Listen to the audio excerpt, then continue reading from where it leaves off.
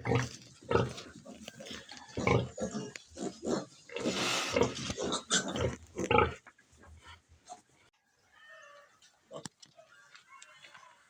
ka-farmers, magandang tanghali po. Nandito po tayo sa aking mga alagang baboy na nanganak lang po kagabi. At ipapakita ko po sa inyo ang kanyang mga biik na malulusog. Tara, puntahan po natin.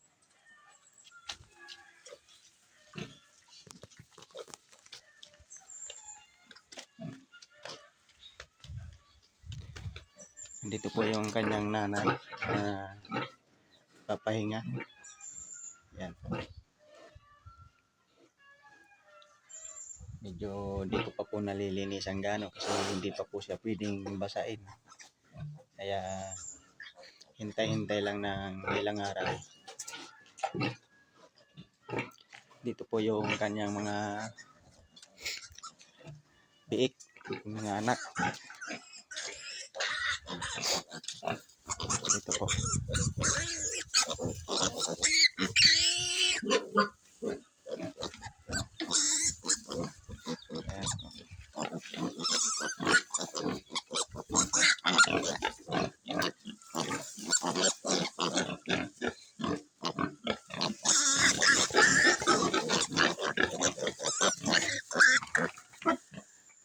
Magaganda.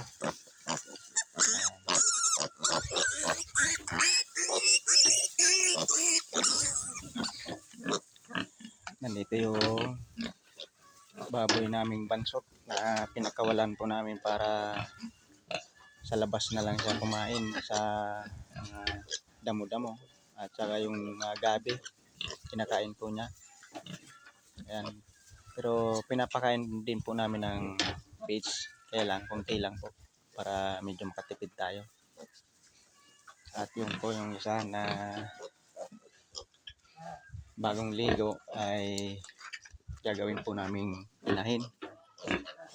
Ayan, 6 months na po siya ngayon, kaya malapit na po siya. 8 months to 9 months po pwede na siyang palahian. Ayan.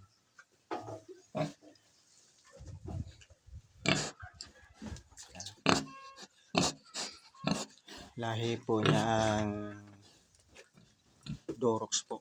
May lahing Durox. Ayan. Okay naman po ang kanyang tayo. Medyo mahaba din naman po.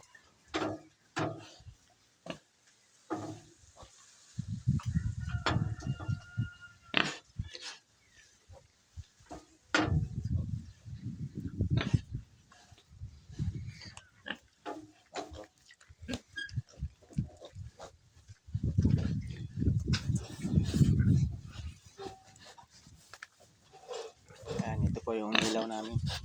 Solar.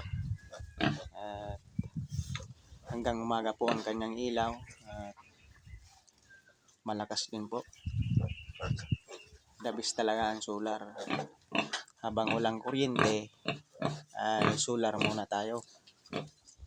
Okay naman ang solar. Wala pang babayaran.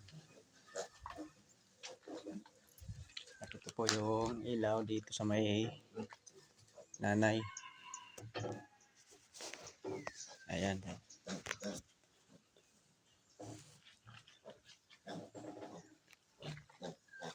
Nakakatuwa po at nadagdagan naman ng alagaan na baboy.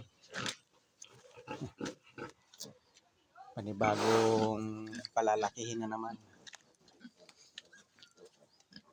Ayan.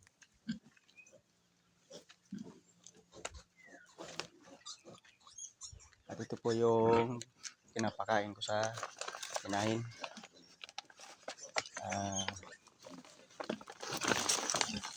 Dami gatas. Ayan.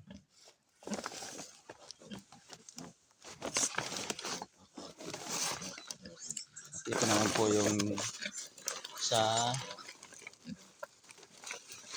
isang gagawing inahin.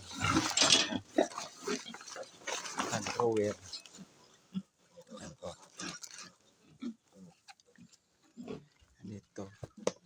Dito po yon yung sa inahin. Nilalagay po namin sa drum para hindi siya mahirap kunin. Hindi mahirap ipakain. Tatakal lang, tatakal. Ayan po yung sa takal-takal lang po yung pakain para di tayo masyadong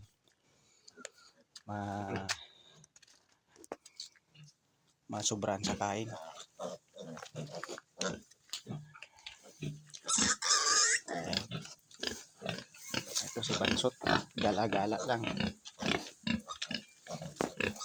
Dito naman po sa kulungan ng baboy, mga ka-farmers,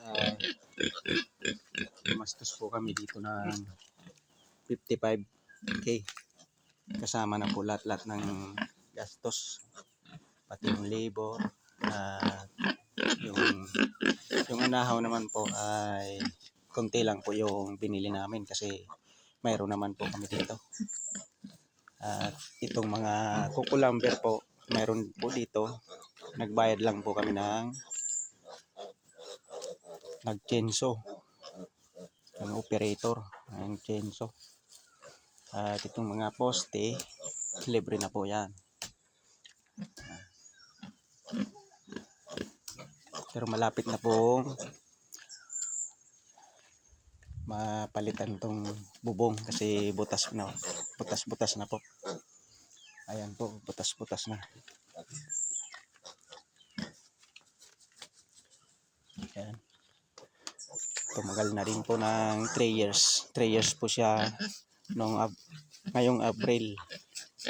Kaya matagal din po yung Kaya lang yung kukulamber namin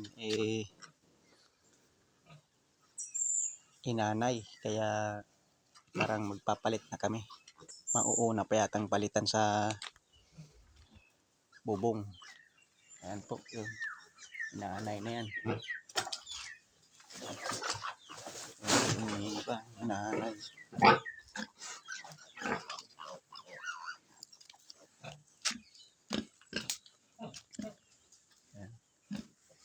At dito po may isa pa kaming ilaw na solar.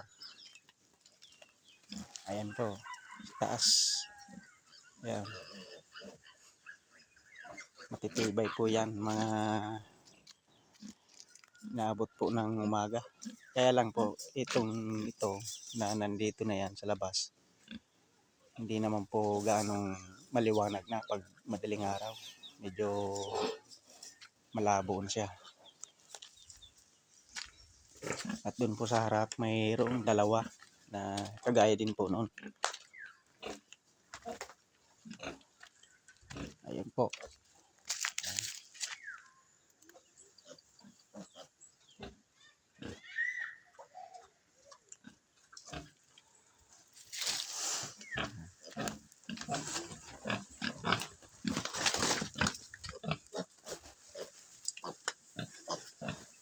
Bali, init po ng panahon ngayon.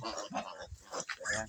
Kaya dapat paliguan natin ang mga alaga nating baboy para makabawas sa kanilang init, makabawas sa init ng katawan,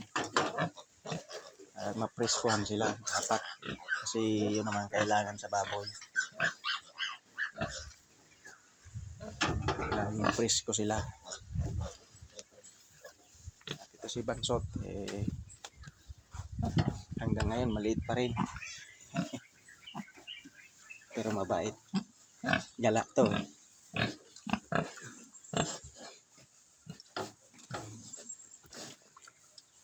Bali, ang kasabayan po nito itong gagawin namin inay, halos kalahati ang laki. Medyo lamang pa nga ito sa 2 kalahati.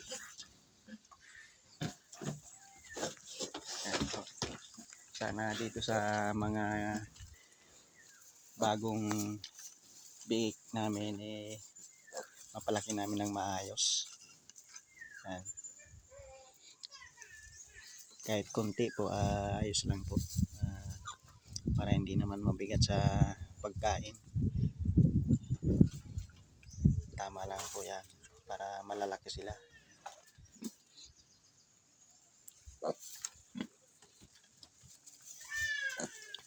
Medyo napuyat po ako sa pagbabantay. Magdamag po akong nagbantay. So yun mga ka-farmers, hanggang dito na lang po ang aking video. Sana po nagustuhan nyo. Maraming salamat po sa panonood. God bless po sa ating lahat. Bye bye.